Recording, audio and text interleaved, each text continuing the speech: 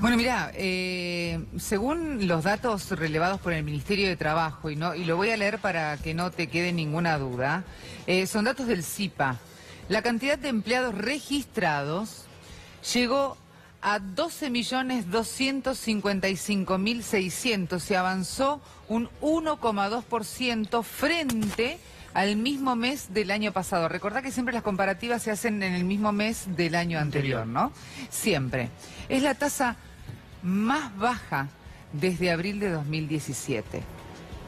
Un empleo que va en retroceso, si se quiere, se va desacelerando a medida que pasan los días, pero con cifras que en realidad el gobierno nacional, cuando te las da a comunicar, no sostienen lo mismo, Adri. Todos los niveles, los índices socioeconómicos están deteriorados. No solo está bajando el empleo, está bajando el consumo, también, Abigail, y también el gobierno está sumamente endeudado. Mira, calificación de la imagen de Macri. La encuestadora es Raúl Aragón, ¿tengo entendido o no? Sí. Bien. A ver, la imagen negativa del presidente Macri, 51,2. La positiva, 31,6. Regular, 15,1. No sabe, no contesta, 2,1. Pero mirá, ya el presidente tiene el 51,2 imagen negativa, por lo menos la encuestadora Aragón. El problema acá es que, obviamente, mientras nosotros hablamos de todos estos números, hablamos de gente detrás. Intención de voto a la presidencia, estamos hablando del año que viene, ya nomás, pasado mañana, si te descuidas. Cristina Fernández de Kirchner, 26,5, Vidal, 19,2, Macri, 16,1, Massa, 13,1 y Solá, 5,3%.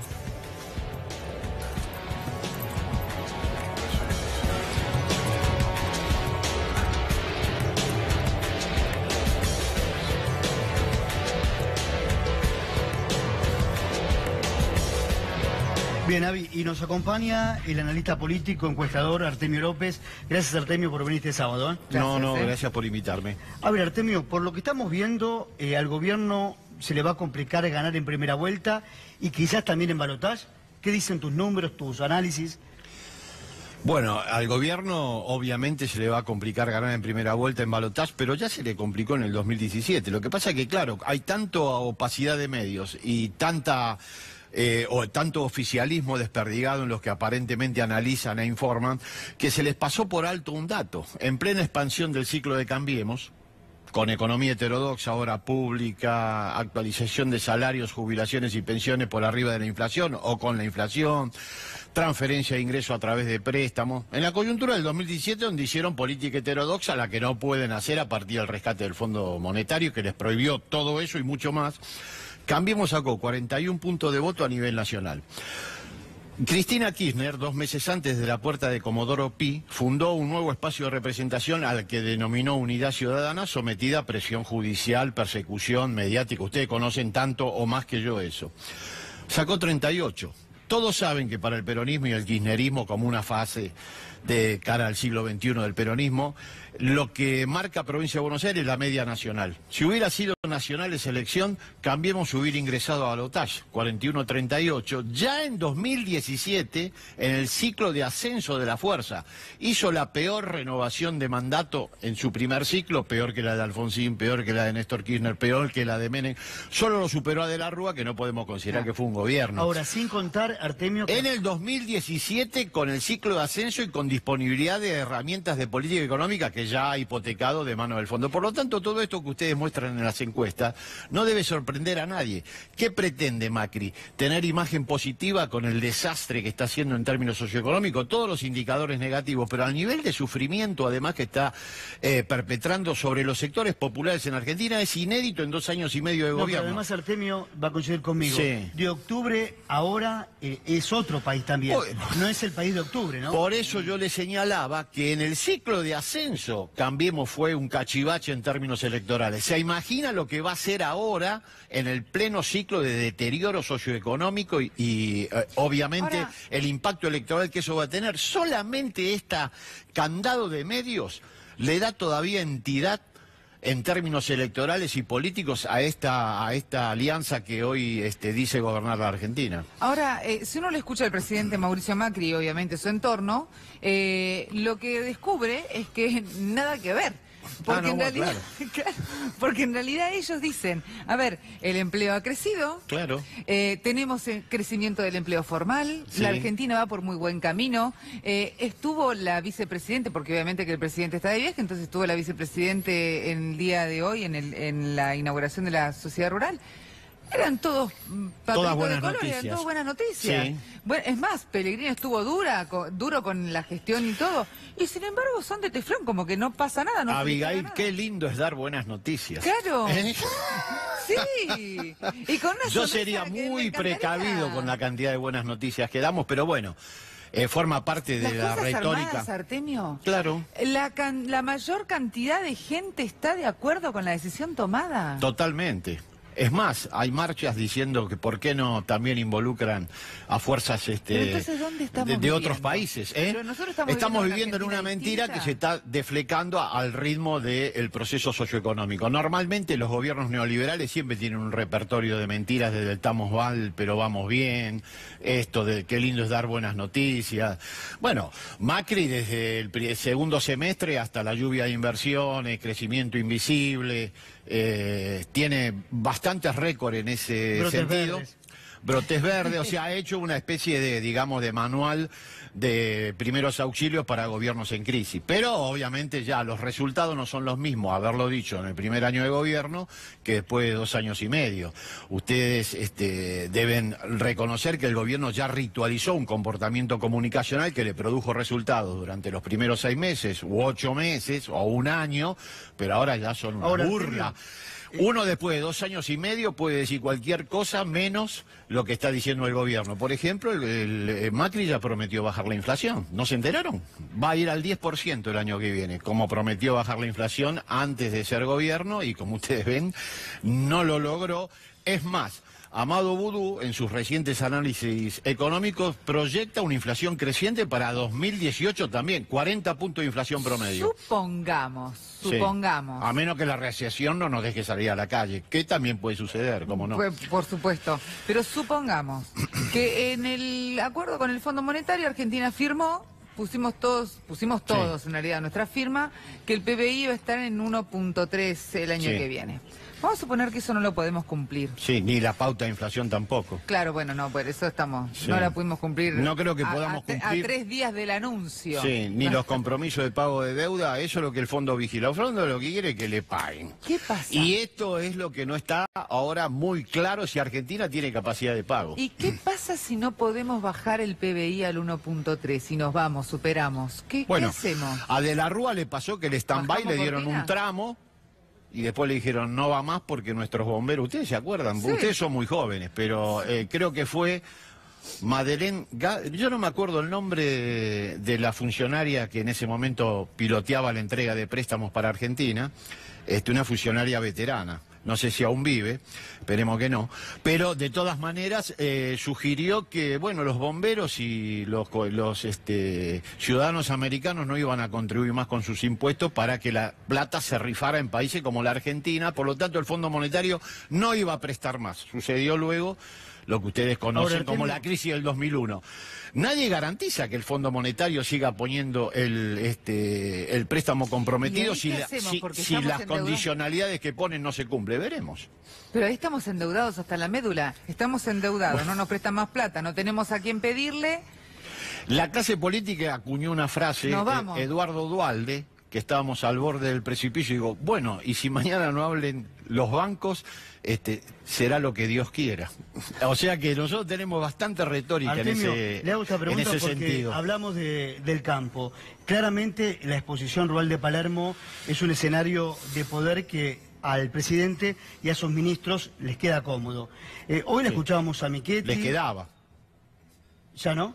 y bueno, tiene muchos problemas, sobre todo con pequeños y medianos productores. Mire, acá lo que se beneficia es una franja muy vinculada a la exportación, a los sectores financieros y 2 o 3 sectores más. A los que Michetti les dijo que le sacó el pie de encima Por al lo tanto, gobierno. el colectivo es el campo, ya no funciona más. Lo que tiene son sectores muy pequeños, muy poderosos, que están muy vinculados a la exportación, sobre todo de productos primarios, soja en particular, que tienen todavía un vínculo relativamente amistoso con el gobierno, aunque no le liquidan la cosecha como el gobierno Artemio, quisiera, ¿qué retiene. hacía hoy, si bien no es el presidente más de la Federación Agraria, le hicieron un paneo con la Cámara, Eduardo Bussi en el palco de la sociedad rural? Bueno, pero Eduardo Bussi, usted muy bien lo señala, ya no es presidente de la Federación Agraria, no tiene ninguna representación sectorial, es un funcionario de Cambiemos. Imagínese cómo estará Cambiemos que para exhibir esos funcionarios. Pero me hizo ruido, ¿eh? Si Sí. bien en la 125 apoyó Sí, a la sociedad rural, verlo ahí me llamó Estaba la dentro de la atención. mesa de Sí. enlace, era uno Claro. de la mesa de enlace. Bueno, es así, un gobierno apela a recursos de ese tipo, pero digamos que, vuelvo a insistir, son dirigentes que representaban, pero ya no representan más. Interpelaban a la sociedad, pero ya no lo hacen más. O sea, es como una especie de museo de figuras que estuvieron activas en otra época. Eso es Cambiemos Hoy. Un museo de antigüedades puestas en forma para poder demostrar que el poder político que tienen efectivamente sigue vigente. Porque una de las consecuencias de los rescates del Fondo Monetario, que poco se habla, es que al arrebato de herramientas de política económica, vieron que ustedes ya esto no el gobierno no decide nada en términos de política económica ni nada.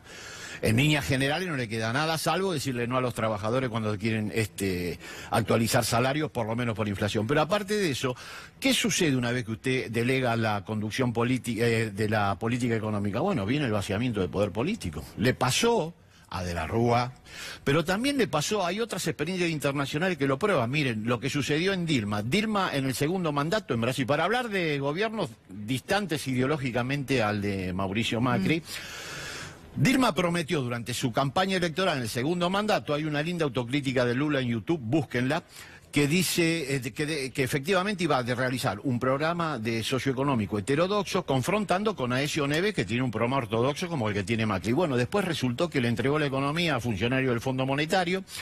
Efectivamente hicieron un ajuste ortodoxo y de la popularidad de Dilma pasó, como a Macri le está sucediendo, 70 puntos cuando asumió, en menos de 18 meses tenía 9. Luego sucedió el golpe palaciego que todos repudiamos, pero ya Dilma estaba vaciada de popularidad y no tenía herramienta de poder político. En Grecia, Tsipras, ¿qué hizo? Hizo un referéndum para ver si el pueblo griego quería seguir refinanciando deuda bajo el sometimiento de la política de austeridad que lleva adelante la Troika, que tiene incorporado al Fondo Monetario, es el Banco Central Europeo y la Unión Europea. El pueblo griego contundentemente dijo no. No queríamos saber. ¿Qué hizo Tsipras? Sometido a las presiones de los organismos financieros, desconoció el resultado del plebiscito. Lo obligaron a desconocer el resultado de una elección soberana del pueblo griego. ¿Qué pasó? Crisis en el gobierno griego, populares de Tsipras al piso, y crisis en Syriza, que es el partido de gobierno de Grecia, se partió en 1000 pedazos, todavía no han recompuesto absolutamente nada de eso. Bueno, en eso terminan los ajustes como los que propone el fondo. Eduardo Fidanza en La Nación escribió esta semana y dijo, si la democracia liberal no logra solucionar la equidad de nuestro país, vuelve el populismo. Bueno, la categoría de populismo en boca de Fidanza es demeritoria, pero todos sabemos que el populismo fue responsable de los momentos más expansivos de integración social que tiene la Argentina, con Juan y Eva Perón a mediados del siglo pasado y con Néstor y Cristina en el curso del siglo XXI. ¿Por qué es tan mala palabra el populismo? No es mala palabra. Nosotros... para este gobierno. ¿Por qué el movimiento nacional y popular es mala palabra? Porque, a ver, hablamos tanto de la militancia, Sí. como hablamos de los trabajadores que tienen esa ideología política, sin más, Telam, por ejemplo. Claro. Hablamos también de los sindicatos. Claro. O sea, ¿por qué esa Todas las cosa? instituciones que defienden el poder y las condiciones de vida de los sectores populares son claramente estigmatizados por este gobierno. Este es un gobierno profundamente antipopular. Por lo tanto, antiperonista centralmente, y obviamente todas las instituciones, todas las articulaciones sociales que propuso el peronismo son estigmatizadas, desde los gremios hasta las formaciones más elementales de agrupaciones sociales o organizaciones libres del pueblo, como las llamaba el peronismo, grupos de organizaciones de movimientos sociales, todos son fuertemente estigmatizados. Bueno, porque es el plexo ideológico de las formaciones económicas dominantes en Argentina, la oligarquía tradicional, que ha mutado en esta especie de oligarquía financiera, siempre tuvo para con el movimiento popular el más duro repudio, y lo sigue sosteniendo. Es un gobierno profundamente antipopular, antiperonista y gorila. No hay manera de caracterizarlo que no sea así. Cualquier otra caracterización es un atajo elegante para no decir lo que efectivamente sucede. En el discurso de Cambiemos, esto lo leí, han borrado la palabra pueblo, se decidieron en el 2015 a nombrar la palabra pueblo y reemplazarla por gente. Sí, Entonces, claro. Bueno, Es que el pueblo no les gustaba, o sea, Durán Barba lo dijo directamente, pueblo se ata al populismo, se ata a lo popular. No, pueblo se ata a la memoria histórica de los sectores populares en Argentina, y ellos quieren expulsar, lo dijo bien Rodolfo Walsh en uno de sus prólogos a Operación Masacre. Lo que quieren los sectores dominantes en Argentina, quiere Macri, quiere toda la playa de funcionarios que lo acompañan y querían desde el siglos atrás, es que cada vez que efectivamente el ciclo popular reinicie en Argentina, empiece sin memoria histórica, empiece cada vez de nuevo como si no nos antecedieran memorias, relatos, experiencias populares. Por eso estigmatizan la palabra pueblo, meten en lugar gente que es un colectivo que nadie conoce, opinión pública o todos sinónimos que expulsen la historia de la construcción popular. Por eso les molesta la palabra pueblo, por eso no pueden nombrar siquiera a Eva Perón, la estigmatizan, niegan su figura en el Ministerio de Acción Social. Es un gobierno paquidérmico, increíblemente antidiluviano. Ser antiperonista en Argentina, después de los procesos que se vivieron en nombre de la política que lleva adelante Macri, es desde el punto de vista conceptual insostenible, pero lo hacen y cada vez más lo van a hacer. El futuro de este gobierno es radicalizarse de manera contundente contra los sectores populares. Ahora, Grabois, Moyano, el kirchnerismo, según para el gobierno, están planteando una hipótesis de un diciembre muy difícil. Sí. Esto lo dice el gobierno y señala a estos tres actores de la vida política argentina. Una barbaridad. Al contrario, todos los actores que están vinculados a los sectores populares se han erigido como garantes de la continuidad democrática. Propugnan una y otra vez los gremios, los movimientos sociales, la oposición política, que la única salida y la que efectivamente va a tener Argentina es la institucional. Ahora el gobierno está empeñado en que efectivamente haya dificultades. Esta política económica nos conduce claramente a un ascenso del conflicto social y de la demanda popular. Ahora, para Macri eso es desestabilizante. Eso es el efecto de sus propias políticas, esto de la tormenta. La tormenta la crearon ellos. Claramente recibieron un país que podía haber tenido dificultades, como cualquier proceso tiene dificultades, y podía haber tenido una salida muchísimo más ordenada y mucho más inclusiva que la que le dio Macri. Macri provocó esta situación y obviamente busca actores para responsabilizarlo. La verdad que el gran desestabilizador en Argentina y el peligro institucional es el gobierno de Cambiemos. Artemio, muchas gracias. No, gracias a usted. Un placer. No sé si quedó clara la opinión. Muy que claro. tenga. Gracias, Artemio. Claro, echarle agua, decía en Cañuelas. Gracias. Chao, Vamos a...